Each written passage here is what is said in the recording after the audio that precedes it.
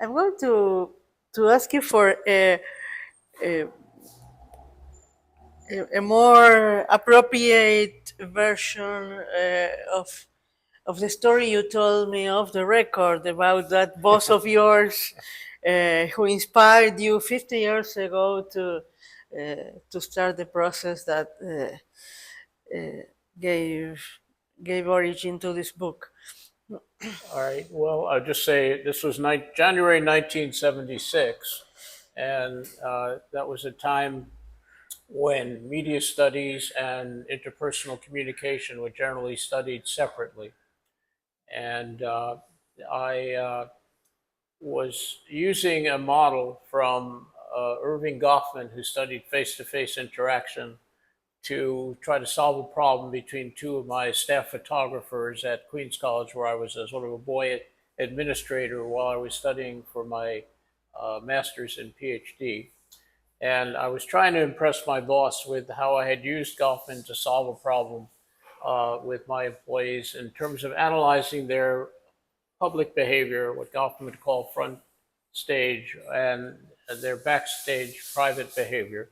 And he didn't really let me go very far. And when he heard back and front, he said, whatever has a back and a front probably has a middle. And he was trying to shut me up so we could eat lunch. But instead, my brain started flying because I was thinking about how Goffman and most people who studied interpersonal behavior at that time uh, tended to look only at interaction in physical settings, like you and I are here, and how we had places where we prepared for, practiced to behave publicly, and then we behaved publicly. But when he said about middle, got me thinking about what would happen with media that brought information from different settings into the places we were in, as Marshall McLuhan was describing about media changing what people knew about each other. And it started me thinking that we really needed to fuse, to connect, to interact, to interrelate behavior in physical places with behavior and information we learned through media. So that started me thinking about how uh, we were really needed to look at media and places and social roles in terms of not physical location, but who knew what about whom and who knew what compared to whom, and how that would completely transform the situational geography of everyday life, completely unrelated to the dominant way that media were studied, which was about imitation and persuasion of the messages.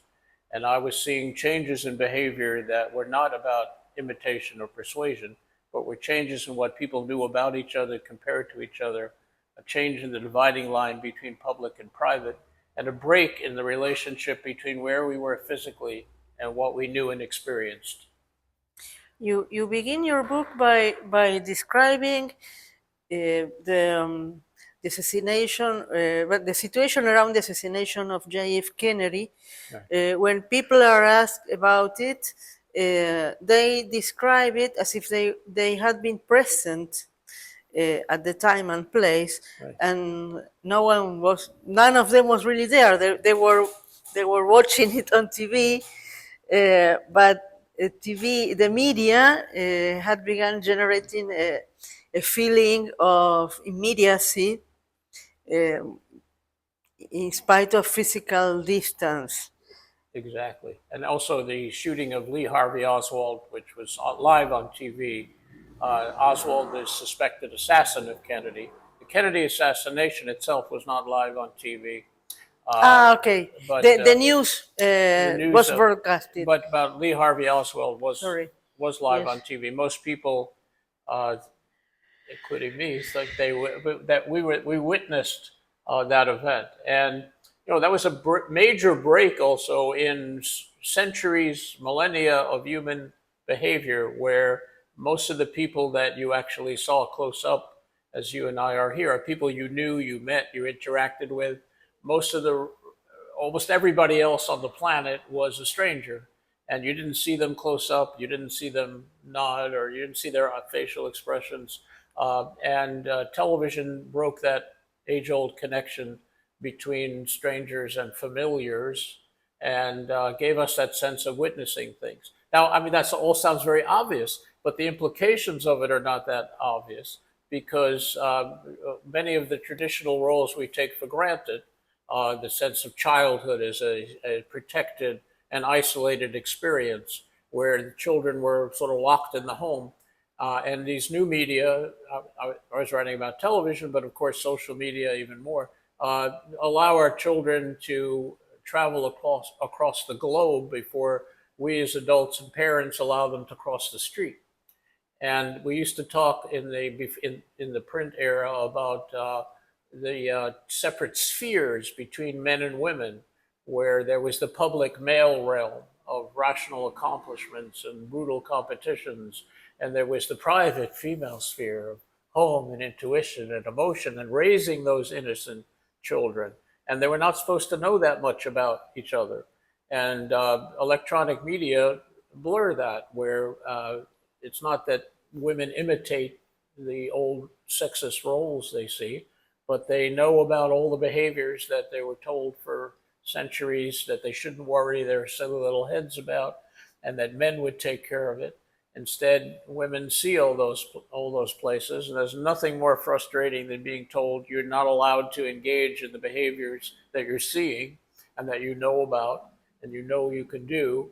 And men are now exposed as not being that mysterious and powerful. And we see women see men close up, see them make mistakes, sweat, have unusual facial expressions, and they don't seem that special. And so we have that blurring of those spheres, rather than just we have new media, we know new things. We have a rearrangement of what different people know about each other, and we now use what I call dating criteria to choose leaders. Just as you don't choose friends based on a resume or a writing sample, in the past we didn't choose leaders based on the twinkle in their eye or the way their facial expressions and so forth.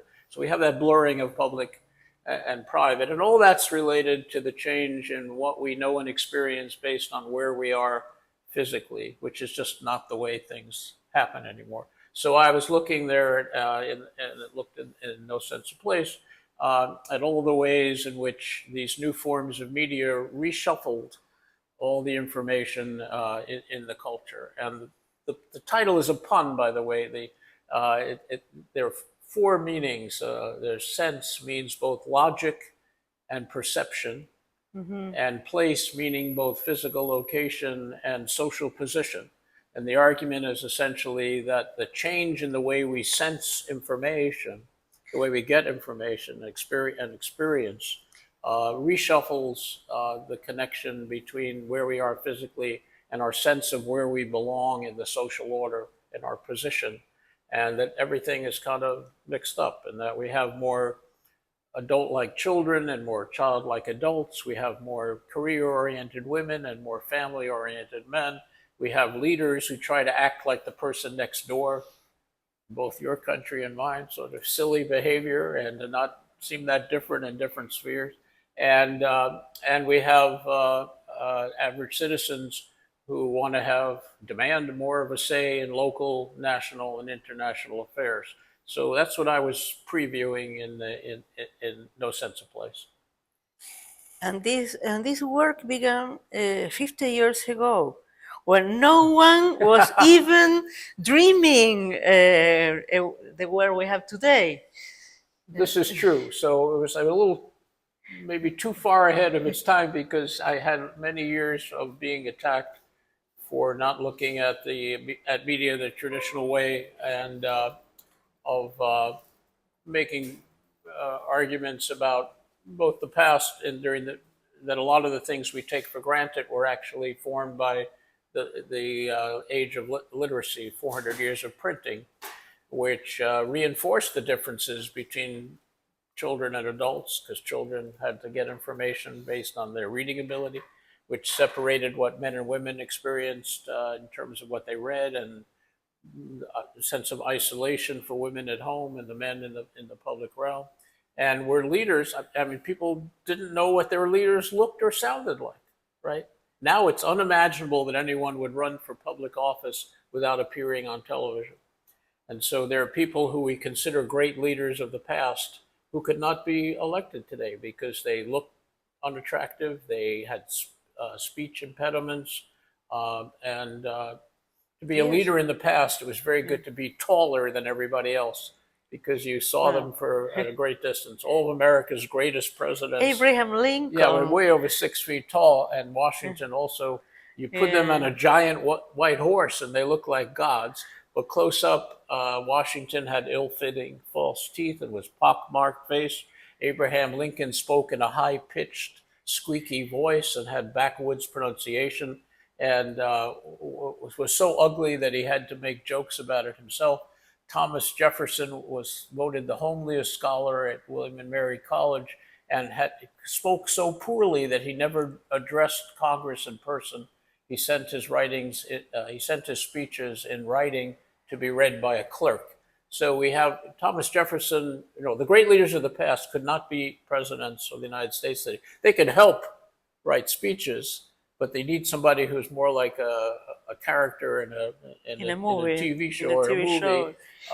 Starting with Ronald Reagan as a movie actor, and he hired political advisors to to advise him. When not that long before, Dwight David Eisenhower, we called Ike, outraged people when he hired an actor to help him know how to behave on TV. But now the actors become the presidents, and they hire political advisors. In Argentina, one of our most remembered political leaders was Eva Perón, and she had two careers, both as a model and as a radio actress. Right. And so she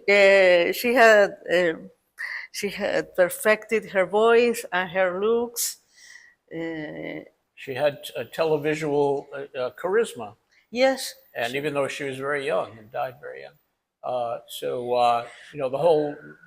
the whole idea of having a leader who is trained in political persuasion and reaches leadership at an advanced age. I mean, Eva, overthrew that model. There was a famous article by Marshall McLuhan about the debate between John F. Kennedy and who was the other? Richard Nixon. And Richard Nixon. Right. And he emphasizes the good looks of Kennedy and the old-fashioned style of Nixon. Yes, exactly. So Nixon was a veteran debater, and the added twist, and McLuhan talks about that, is the people who listened to it on radio thought that Nixon had clearly won because he had these standard verbal, oral arguments, speech arguments, and Kennedy didn't compete on that realm. But Kennedy looked great on TV. Nixon looked kind of ill. He was shifting from one leg to another, so he moved in the camera. He looked untrustworthy. And the people who watched it on television thought that Kennedy had wiped up the floor with Nixon. And I even met somebody who was an advisor during that, and they were for Nixon, I think, and they were calling people and asking them what was going on. And people, who made the better argument about this? Nixon. Who made the better argument about that? Nixon. Who do you think is winning the debate? Kennedy. And they couldn't figure out what was going on. They were mystified by it, and so that was yes. So the medium makes a difference. Of the same content in different media has different effects. And when Nixon won, by the way, in 1968, his commercials didn't show his face.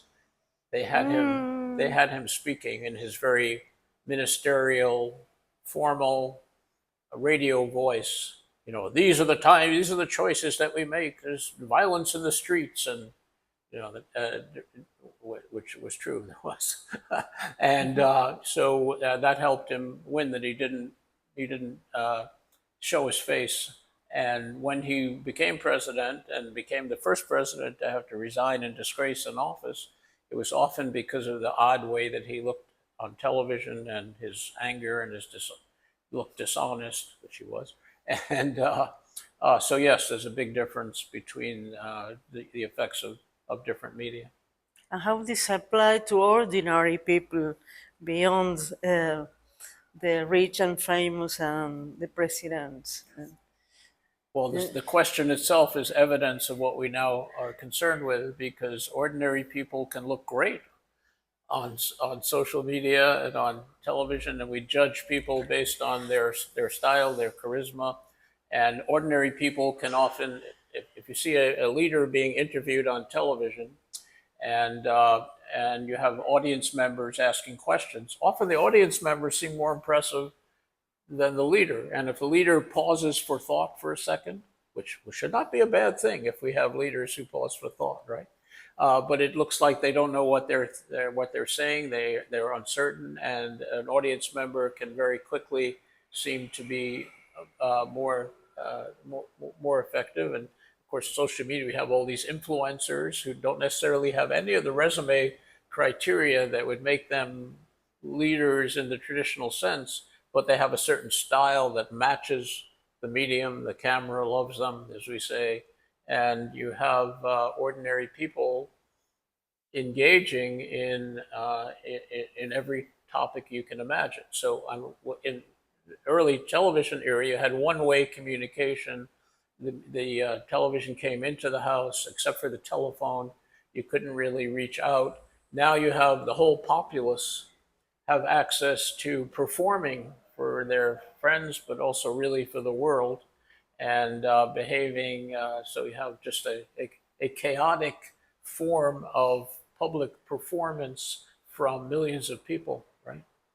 So you have this whole reshuffling of the social order, and people engaging, using all the information that they have from other sources and commenting on it, speaking about it, performing, and trying to match their skill to the medium of the moment. Yes, and what does this do to our sense of place? You've been speaking about the place in the sense of social position, but what happens with the place as a location, with the media, with the new media? Well, and again, our experiences are no longer as tied.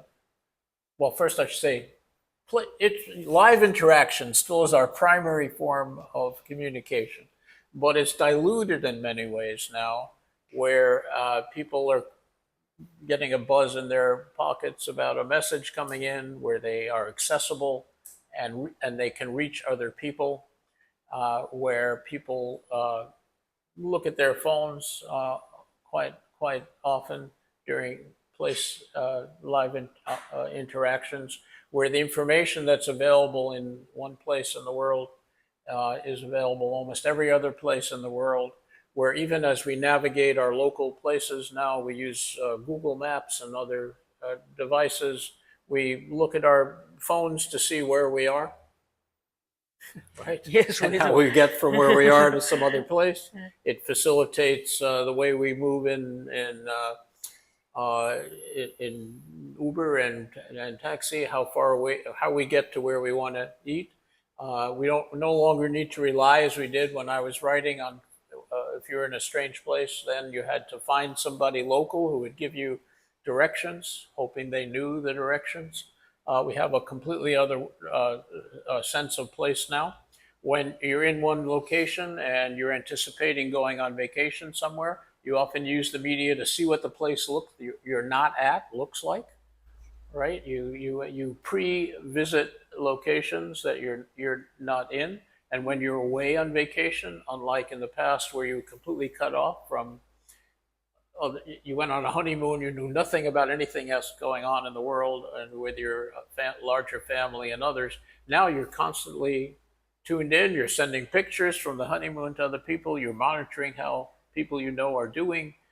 You experience good events and bad events all at the same time through the same media. So there's a whole dislocative process, even as, yes, primary interaction happens face to face, body to body, where you can touch and smell each other. But we have a whole other realm, a set of realms of experience with other people. Uh, Tell me about the reception your book had. Your no more no not only the book, the ideas in your book. It began as an intuition in 1976. Um, and then what form did this initial intuition take, and what did it take to get into a book, and then what happened with the book? What was the road the book had in the world once it was written and published? Well, it's interesting you should ask that because right before the book was published, my editor at Oxford University Press called me, landline to landline, which was all we had. And she said, first, congratulations, the book is going to be in print and it's on its way to you in a preview copy. But I just have to warn you, she said, that the way you're writing about media is so different from what others are writing and saying about media that you'll probably be dead before the book receives any serious recognition. Now, luckily, not everybody made me wait that long. So I won some awards. People, especially who are renegades in their fields or not connected to academic disciplines, were very receptive. But many of the traditional researchers who were focusing on media content were sort of horrified, or geographers who were studying place. And so some of the early reviews were quite devastating, and I wasn't even sure it was going to come out in paperback. There was one major review in the New Republic who said that my argument that electronic media simulate the sights and sounds of face-to-face interaction was preposterous and sinister, and that the Wow. book was written for those who couldn't tell the difference between living faces and talking heads on TV. Wow. And now, 20 years later, he apologized to me through three other intermediaries, saying that he had become a fan of the book and used it with his students, and he's embarrassed to even talk to me. But it almost killed the book. And there were others who were developmental psychologists, were so proud of studying how children of this 3.5 years old was different from a 4-year-old, and that the idea that changing what children knew about children of other ages and adults would somehow have an effect on what we meant by childhood horrified them, or they couldn't understand it, and they thought I was somehow putting children at risk for describing the historical changes in childhood.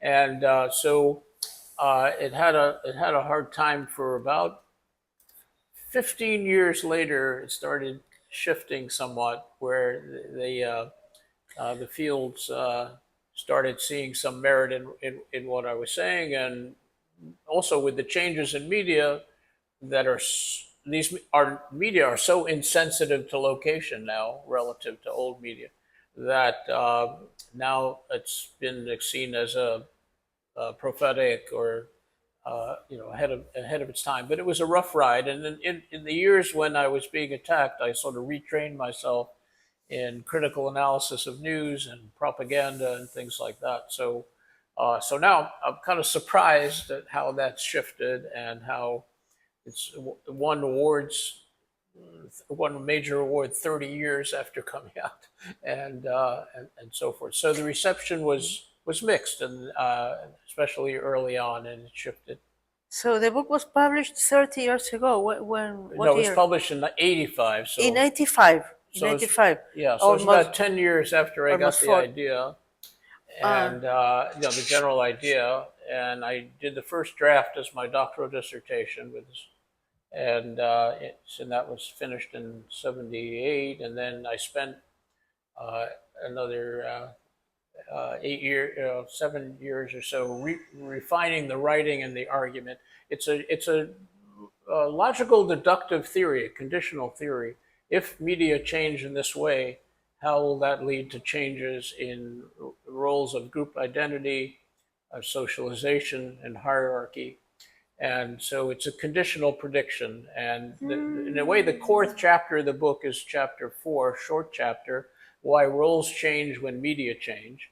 And I don't link it to any particular medium. I talk about how changes in who knows what about whom and who knows what compared to whom will affect multiple roles. Also, the distinction between public and private behavior, with private access to it, private behavior including facial expressions and gestures and so forth, which are invisible to most people who are not with you, obviously, until electronic media, and the extent to which where you are physically shapes or limits your knowledge. So when I look at group identity in terms of shared but secret information, in other words, that groups have members of the group, any group, however you define it, few friends or like a whole class of people that share information but keep it secret from people who are not in the group. I'd look at socialization, not only of children and adults, but into any role in terms of staggered access to group information. Even when you have a new employee, you don't give them all the secrets right away. You wait, because you wait till they're committed to the role. And also children are traditionally given staggered access to adult information. And I look at hierarchy, that is leadership and so forth, which is not only based on that you don't yet know what the leader knows, you don't yet learn the skill they have, but somehow that they're so different from you that what they can do is unknowable and unattainable. And we've lost all those things. We have shared information, but not secret from many people anymore. We don't have a strong distinction between public and private behavior, in that you can watch other types of people, including leaders, close up. And again, where we are, it has less and less impact on what we know and experience. So, that chapter is still completely up to date because I didn't discuss it in relation to any particular medium. It's a generic issue. It's a generic argument, conditional prediction. And then I have chapters on each of the concepts. I did it in a very linear, deductive way because of the attacks on Marshall McLuhan as being not rigorous and being too poetic and playful. And I wanted to do it in a very step-by-step way. And then I'd have detailed case studies of changing over hundreds of years of male and female roles, child and adult roles, and political leaders' role. So it was protectively written so that it was hard to critique the conclusion without critiquing the prior assumption. In other words, you can't just disagree with the conclusion unless you challenge the if this and if that, then this. You have to attack the logic of the foundational argument. So that's what I did. And I think that the odd way that the theory came up over that lunch and the structure of the theory, and it's not related specifically to particular media. I can only write about the media that existed then, but it was predictive of other media. That helped it sustain its validity and even attain more recognition over time as media and cultural behaviors evolved toward the patterns that I was describing in the book initially. Right. So you published, you wrote it between 1978 and 1985. Right, that's when it came out. So I guess It came out in 1985. correct, in hardcover. So it was not until the 2000s that it began to be reviewed positively. Well, It waited 15 years. Yes, it took yes and no. So, of course, authors are very sensitive to criticisms. So I was very aware of the attacks on it, some of which were really severe. but it did win awards, and it was a mix of things. I mean, they It were was a crazy. mix. It mixed Yeah, and I didn't exception. have to die Mix. before it got some recognition, despite what my editor predicted. But it was rough. It was a mix of reactions, and I heard that some reviewers, the New York Times book review, which is very prestigious, I was told that they hired uh, a grand poobah, a very famous person, to write a review. But then I heard, I don't know who it was, but then I heard that the review was so nasty Oh, that it didn't meet the standards of this prestigious publication, and they refused to run it. And but then uh, there were many well-established people who, especially those who are not in the traditional narrow studying of media content, who called it a tour de force and sort of saved the book for others to come around. But it took about 15 years before people would stop sniping at, attacking this and that, and saying, what about this, what about that. And so I'm glad. I'm very happy with the trajectory where it's suddenly uh, cited as a classic and as prophetic. And Nicholas Carr, in his new book Super Bloom, calls it a prophetic work, and based his drew some on the theory of the changes in media that I describe and how I describe them as part of the foundational theory of that. Even in the last week, there have been the Atlantic Monthly had a piece on it. So it's survived. It survived, and I survived to see it survive. So I'm happy about that. was it better understood by sociologists or by media uh, scholars? Uh, well, one of the great failings of 20th century Mm. sociology was it really didn't grapple with changes in media in the way it should. And I actually wrote that as an opening line of an essay, which was rejected by sociology journals, as you might guess. They didn't like that. But I met somebody at a academic party who said that they were studying media, and I said, "Oh yes, what are you studying?" And they said it's a doctoral study. They said they were studying the bureaucracy in a public television station. Oh, They were going back to the foundation of sociology is studying bureaucracy. So I think I was a little bit of a threat to many sociologists, though many have come around now. But because they should have looked at media the same way they studied the Industrial Revolution, that it wasn't just about the products that came out of the assembly line, but it was a whole transformation in the issue of production and in rural and urban, and of the poor and the wealthy, and of capital economic systems. Instead, they were studying it the way people studied just what were people making by hand and what were they making by machine. The content of media. So sociology uh, was mixed in their reception. Though the major journal, Contemporary Sociology, called it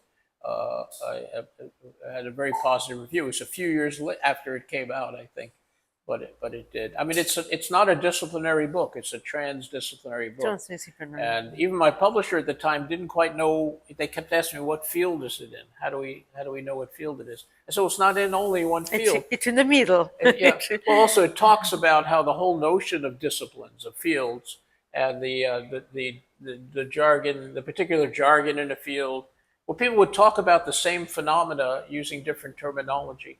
And I was saying that the whole notion of isolated disciplines was itself an artifact of print, where people became specialists and then hyper specialists. They became know more and more about less and less, so that the disciplines, and I was talking about cross-disciplinary, transdisciplinary notions that didn't fit only in sociology or psychology or even media studies, but about just the whole structure of the culture, the whole way that people interact with each other and have a sense of who they are in relation to other people, and actions in the world. So it was a little unsettling to the people who saw their world situated very strongly in a single way of viewing things. And one of my good friends, who's a developmental psychologist, could not even understand the idea that childhood could be changed in some way by media. It was just like she couldn't make sense. I had a short article in Newsweek, which is a major publication, which I just sent in blind, and they published it. One of the millions of people, readers theoretically, and I got hundreds of letters on that, and she couldn't understand why they published it. It made no sense to her. So she was trained out of awareness of understanding the framework. So that was part of what took some time for the theory to be embraced. Right.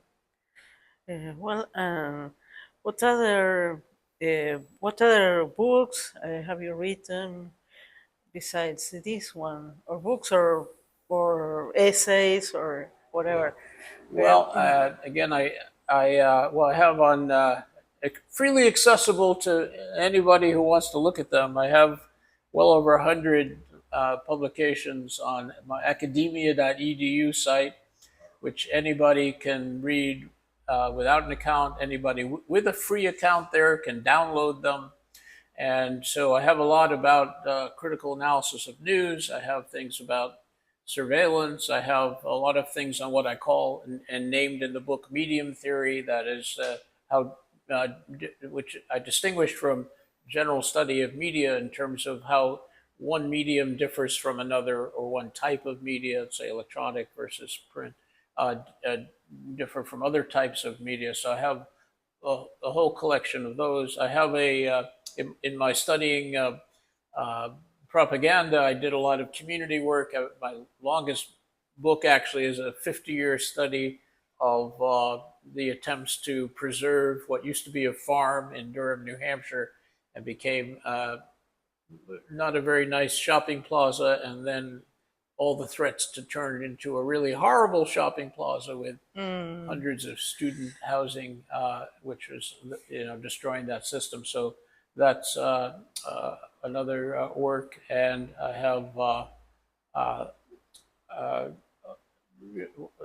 my studies of surveillance are multidimensional, including how television, in a sense, was the progenitor of the surveillance society, in that it groomed us into the commonality of watching people close up, television, for example, and it made us less sensitive to being watched, and maybe even sometimes liking being watched, because we're accustomed to people of high status being looked at.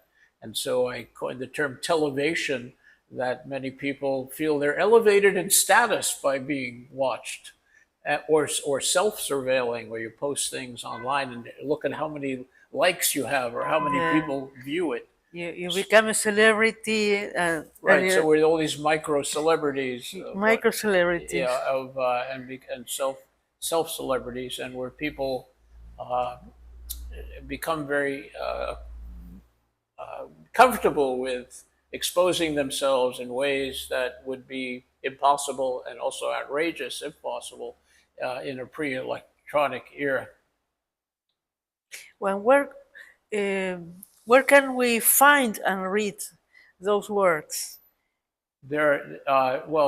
No Sense of Place is still in print, and in both book and on Kindle, on ebooks, and recently, for reasons I'm not entirely sure, but it's been climbing up to some days it's like #1 ranked on Amazon, which is interesting. And I think it's in terms of things that people have written about it recently. The other works I mentioned are on academia.edu. Academia.edu. Right, where I have well over 100 pieces, and in various languages. I write in English, but many of them have been translated. And then I have there are translations of No Sense of Place that are still in press, including one in if things settle down in Iran, there's one that's finished in Persian Persian. that's supposed to Wow. come out.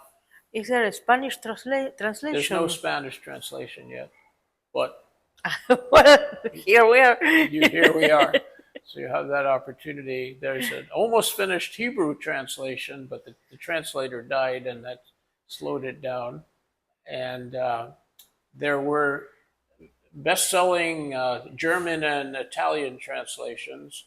There's the first part of the book is translated into Japanese. The whole book is translated into Korean. There's a new Chinese translation that may have just come out or in press, and so it's still hope springs eternal. Well, it's very alive Yeah, yeah. now. So It it's still progressing. it finally met its own. Well, the reality you were describing in the book finally became well, real. uh, Right. The reality became our moved, world. reality moved to what some people at first called overblown arguments about changes in place. And I have a number of Well, people who did apologize to me about attacking it early on. So that's, I wish they had changed their minds earlier, but but it was nice to get that kind of confirmation that what seemed like a crazy argument at the time matches what has happened since. yes. Well, it's a happy ending for the book, and for you. Well, you're still producing and writing.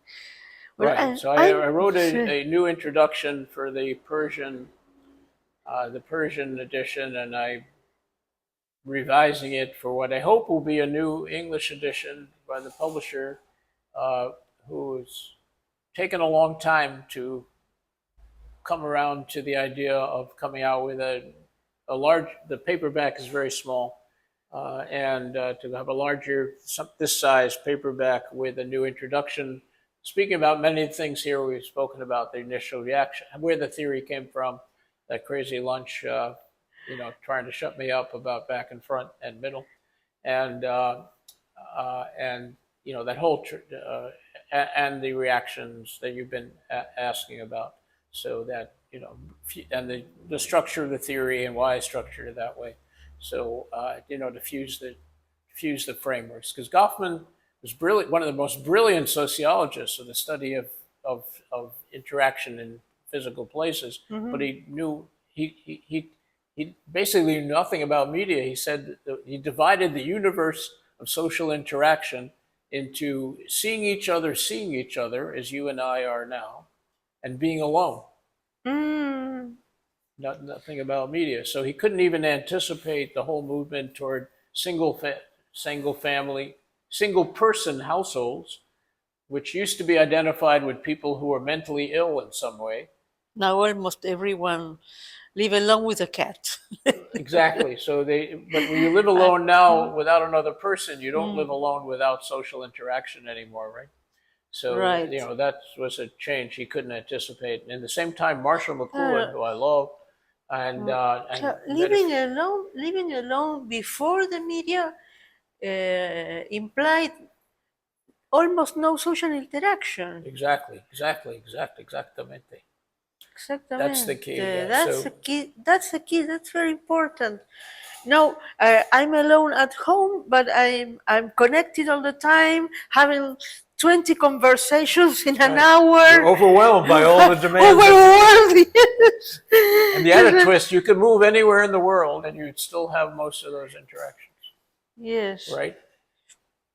So you have that new structure of where we live. You had related to your question. Today I had a half-hour phone talk with a writer who is living in Los Angeles. Right, exactly. And when she said here, I had to say, well, there in Los Angeles. Right. Yes, completely. I remember the first time I communicated with someone who had a phone in their car, and it was very disorienting for me because I was trying to picture where they were speaking to me from, and they're passing exits on the highway. And now we're very accustomed to that. We're accustomed to people speaking outside of places and not the social etiquette of place is often overridden in that you're interacting with people who are not following the etiquette of, well, they don't know how to follow the etiquette of the place. Where are you exactly having this interaction? You're in old places, yes.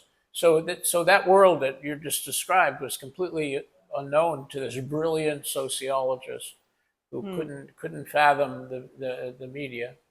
And then you had Marshall McLuhan, who I loved, brilliant, and now seen as as a prophet after all his books went out of print. He was attacked as crazy, But he didn't really know anything about the dynamics of everyday social You interaction. see, he was more focused on perception, on Sensory balance, sensory experience, the right. changes in sensory experience. Yeah. TV as an immersion, as a deep immersion.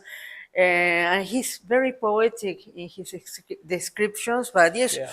No, he's so brilliant because he's very he brilliant. loves books. I've seen his books in the library where they were donated, and he's writes another book commenting on it. He's just completely embedded in the love of literature. Underlining Yes, right, stuff. and write in pencil, which was hard to doesn't last long. But he saw that there were changes that were decentering literate culture.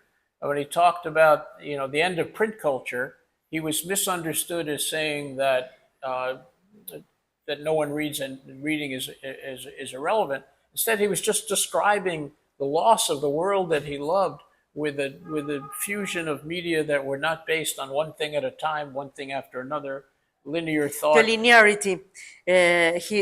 He connected the written book with linearity, and the new media with a sense of space, Sensory, yeah. I mean, sensory because in oral immersion. interaction, you're always in the center of the situation.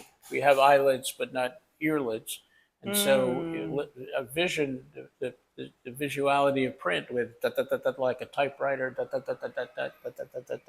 linear, one thing at a time, one thing after another, was being subsumed by electronic media, which had more of an oral or Walter Ong called secondary orality, bringing back communication as an event, like you have right now, where it's not just a thing you look at later, but you experience it at the moment. But he didn't know anything about the dynamics of everyday social interaction. So, for example, he never explained how people with a different sensory balance would behave differently when they interacted with their parents or their kids, right? Or men with women. So that was the fusion that I tried to create in No Sense of Place. And I still think after 50 years, there's nothing quite, even though a lot of things have come to recognize the changes, that particular model, I think, is still at the heart of the book, is unique. Okay. Well, thank you. Well, Thank thank you. you for your time and interest.